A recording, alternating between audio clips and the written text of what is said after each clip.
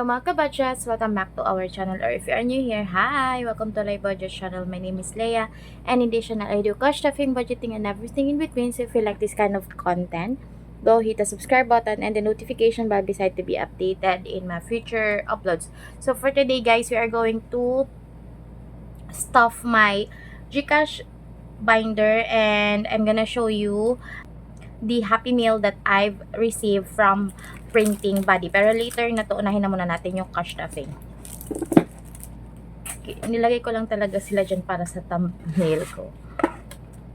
So, we recorded our highest profit this year na 8,245 last October, pero yung last day niya, which is October 29 and October 30, 31, yung last 3 days niya, super baba nung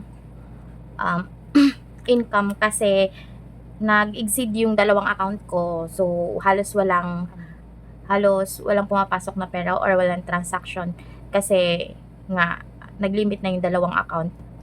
And we went to my father's place kasi dun kami nakarehistro dahil nga yung ganap, diba, na barangay and SK election 2023, so halos walang ganap, kaya super baba nung income nung last 3 days, pero that's okay kasi na-reach naman natin yung quota and sobra-sobra pa na sa expected na amount. So ayun, let's start with my side hustle. So again, side hustle will get 20 pesos. So it now has 560 pesos. My husband will get 50, pero negative pa siya dito kasi nag-advance siya. Kumuha siya ng pera dito. So ayan, for my daughter and for my son, 20 pesos. So, meron na silang 650. For my youngest brother, I will put 100 pesos. Negative din siya dito kasi nag-advance din siya. Kumuha din siya ng pera dito. For my oldest brother, my kuya, will get 100 pesos. Ito na. So, meron na siyang 1,550. For my papa naman, 20 pesos. So, may 120 na siya. For my in-laws, 20 pesos din. So, kukunin ko na to, papalitan ko to ng 100 pesos. For emergency funds, 20 pesos din. So, may 600 pesos na to. Let's pay that.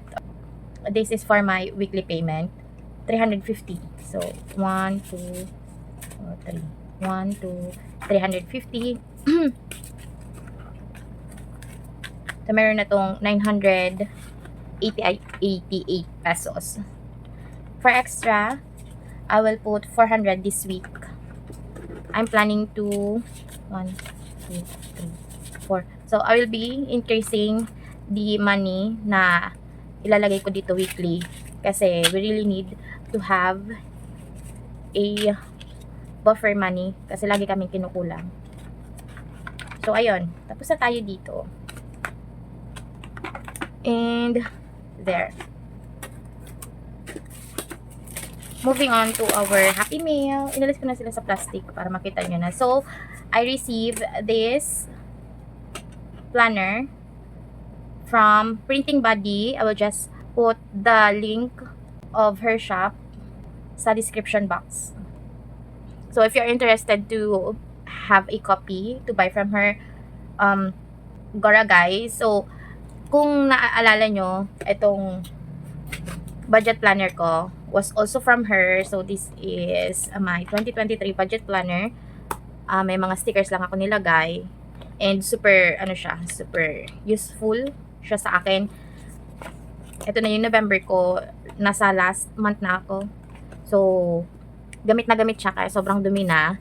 And ngayon, pinadalhan niya ulit ako ng bago. So, nung pinost ko to sa TikTok, as in, ano pa, hindi ko pa siya nakikita yung actual niya, though naka-mention ako sa video niya. As in, ano ko naka, parang, so ngayon, ipapakita ko sa inyo, isa-isa. So, this na lang, eto, simula tayo dito sa dalawa. So, nung nakita ko na sila, na-open ko na sila, kasi nag-post din ako sa TikTok, hindi ko talaga alam yung laman and all, yung actual niya talaga, as in, yung,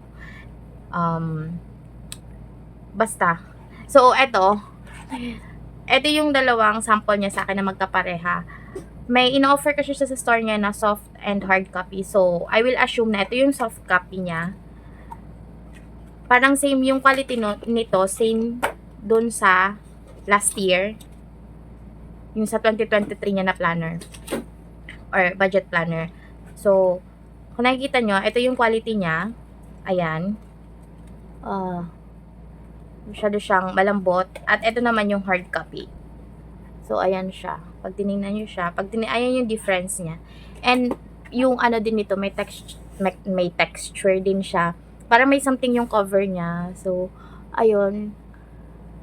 I hope nakikita nyo, guys. Tapos, ipapakita ko sa inyo yung loob.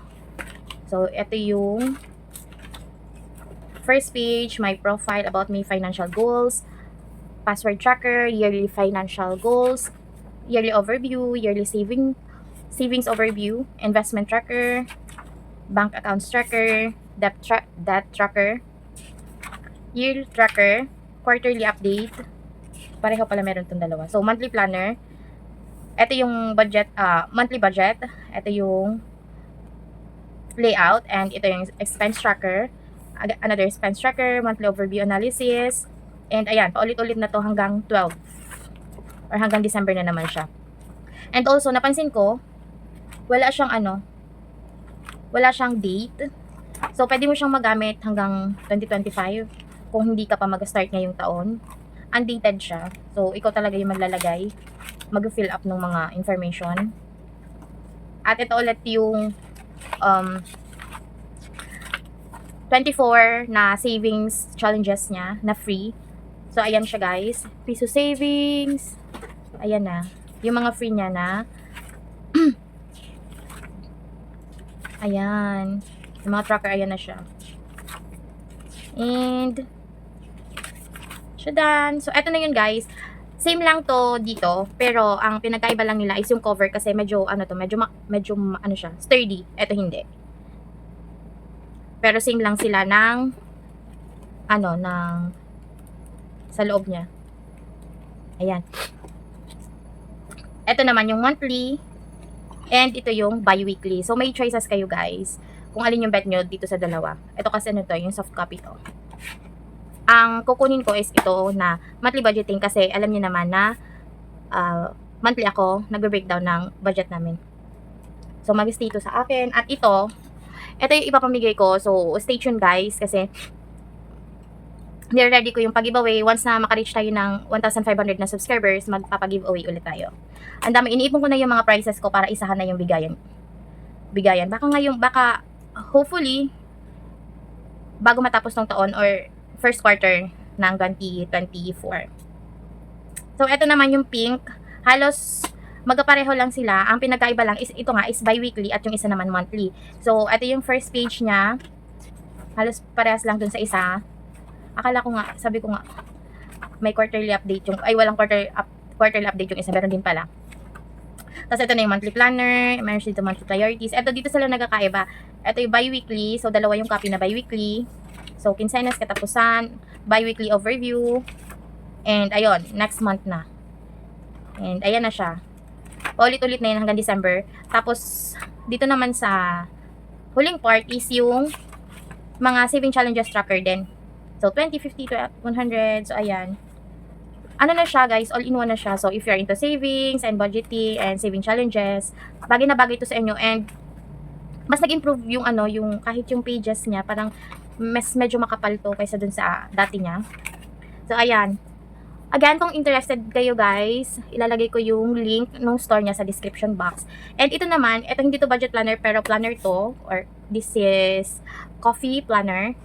So, ayan, kung mahilig kayo sa coffee and all. So, ito talaga, may nakalagay siyang date. Pero ito, wala itong nakalagay na date. Wala din itong nakalagay na date. So, ayun, ito meron 2024. I-tutor ko lang kayo sa mga pages niya, guys. Bubukasan ko na lang. So, my goal, tracker, 2024 this year. I will do more, I will eat more, I will see more, I will be more. So, ayan yung mga pages niya. Ang cute. So, ayan.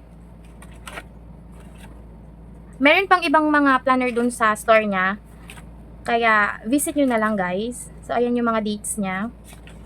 Weekly planner. So, ayan. Cleaning, March. And, ito, mga weekly planner siya.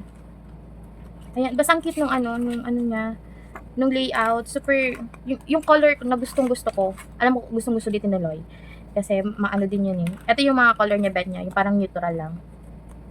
Tapos may pagka-brown. So, ito yung Christmas gift list, due dates, cleaning tiles, and week something. Basta, ayun, ito yung back. Ito pala yung back din ng sa likod. Ito yung back din sa likod. Ito yung likod ng dalawang, budget planner. Tapos, ito. So, ayun siya, guys. And meron pa dito mga extra weight. So, ito, may mga sticky notes din siya na sinama. Hindi ko to nakita sa store niya. Ewan ko sa Shopee kasi tinignan kong store dun sa TikTok lang. So, ito yung mga notes after things to do after coffee. And, itong my grocery list. Bet na bet ko to. Kasi nga, pag nag-grocery, diba? So, ayan. Notepads. Ito na months of the year na sticker. Mamimigay din ako ng copy nito kasi hindi ko naman ito magagamit ngayong taon. Lahat-lahat as in. So, ayan. Ang cute nyo, guys. So, iba-ibang color. Ito yung gusto ko. Tapos, ito. Ito sa akin to. Tapos, ito. Ipapamigay ko to eh. Gusto ko kasi yung kulay nito. Basta ipapamigay ako dito. Isasama ko sa pag-giveaway. So, stay tuned, guys. Hindi ko pa alam. Undecided ako kung gagamitin ko to. Pero I am not into journaling na kasi ngayon. Kasi tinatamad na ako. Naka-focus na lang ako sa pag-track ng finances namin. Basta, ayun. Pero yung sa personal, medyo mahina ako sa part na yun. And, feeling ko nandito na lahat kasi, di ba nga, nagme-meal plan na ako. Ito yung super need ko, itong monthly, itong layout na ganito kasi dito ko ilalagay yung mga ulam na gagawin ko or lulutuin ko para hindi siya paulit-ulit. Ito sana, hindi ko pa alam kasi gustong-gusto ko talaga siya. Kaya undecided pa ako. Pero, with this budget planner, ito yung isi-stay ko, ito ipapamigay ko tong dalawa. Tapos, ito, undecided pa ako. Ito, paghahatian natin to. Kung sino yung winner, paghahatian natin to. Kukuha din ako nito kasi gusto ko din mga betty ko din to. So, ayun. So, kung nanonood kayo, guys, don't forget to subscribe para ma-reach natin yung goal natin na 1,500 subscribers at makagora tayo sa giveaway natin. Thank you so much for watching. Hanggang dito na lang. I'll see you next time. Always remember that it's not our salary that makes us poor. It's our spending habit. Bye guys. I love you. God bless you. And have a great weekend. So, bye.